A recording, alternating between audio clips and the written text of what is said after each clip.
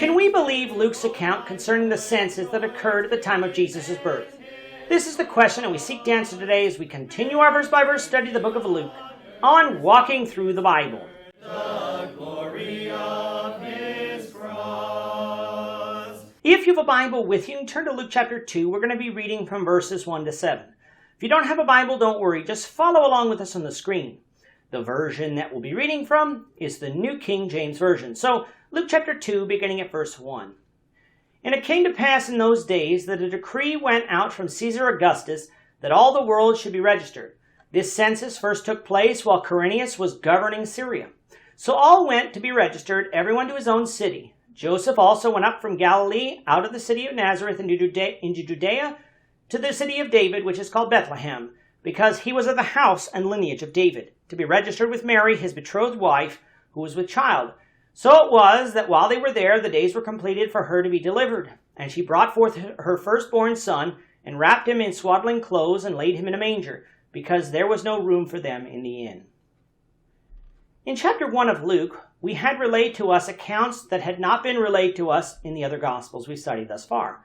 These stories would be of the conception and birth of John the Baptist, as well as the conception of Jesus. Matthew sort of gave us the story of Jesus' conception, but only from the perspective of Joseph. Luke gives us Mary's perspective.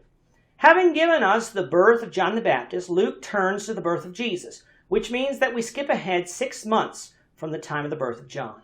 From our study of Matthew, we know that Jesus was born in Bethlehem. The question then comes, why was Jesus born there? Because Joseph and Mary lived in Galilee, as is firmly established from Luke 1. Now, yes, God could have told Mary and Joseph to go to Bethlehem because Jesus was prophesied to be born there in Micah 5:2. But prophecy doesn't usually work that way. What usually happens is that God brings about events to fulfill the prophecy. He doesn't force the prophecy to be fulfilled by overtly stepping into human history. That's what happens here. Near the time when Jesus was to be born, a decree went out from Caesar Augustus that the whole world should be registered. History would show that Augustus ordered 3 censuses during his reign, and that many local censuses were also conducted. This was the first census conducted while Quirinius was governing Syria. Now, scholars have problems with Luke's account for a couple reasons. First, they have a problem with the census taking place at the time Luke stated, for chapter 1 identifies Herod the Great as still being alive, while 6 months later stating that Quirinius was governing Syria. History shows that Quirinius wasn't appointed governor of Syria until 6 to 9 years after the death of Herod the Great, and at around that time a census took place. But notice that our passage says that Quirinius was governing Syria, not that he was the governor of Syria. Now yes, people assume that if someone is governing, they must be governor, but that is not necessarily true. When a prime minister dies or resigns, we may have an interim prime minister until a new prime minister is selected. They would be ruling over our country, but would not be called the prime minister unless later they gained that position. Quirinius could thus have been governing Syria at that time, but not be the governor. But wouldn't we have records of this? Not necessarily, for we don't have all the records from the first century. We do have records of a census pledging loyalty to Augustus as the current emperor being made around the time when Jesus was born, explaining why Luke used the term registered in his gospel. The second objection that is raised is that censuses did not require people to leave their town of residence and go to the town of their heritage. Such is flatly untrue, for records exist from 48 AD and 104 AD that would state just that. This shows that the practice was not uncommon. In truth, people want to find any way that they can to discount Luke as an historian, and if they can do that, they can discount the rest of his message of salvation in Jesus. But even though we do not have all records of secular history, what records we do have vindicated Luke's account of things.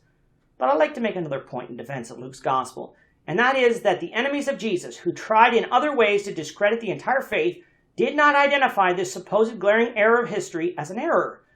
It would have been easy to do so because it's right there near the beginning, yet nothing.